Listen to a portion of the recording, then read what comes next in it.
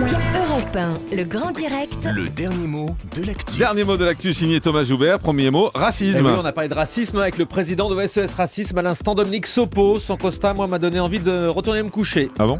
Un Sopo et au lit. Attends, travail. Dans le débat, on s'est Pas possible, intéressé ça. au travail dimanche.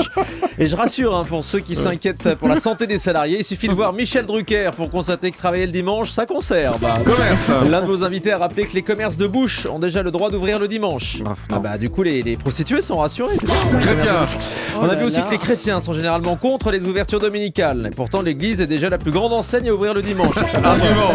On a entendu les arguments des opposants à l'ouverture des magasins le dimanche. Certains sont extrémistes. Ils veulent même interdire, Jean-Marc, les Sundays chez McDonald's. Ah bah non. Ministre. Le ministre de l'économie Emmanuel Macron doit faire face à de nombreux opposants dans ce dossier. Pour eux, l'ouverture du dimanche, c'est encore une macronerie.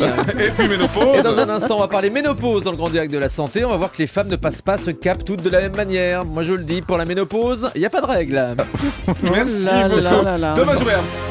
Europe 1, le grand direct de l'actu. Jean-Marc Morandini.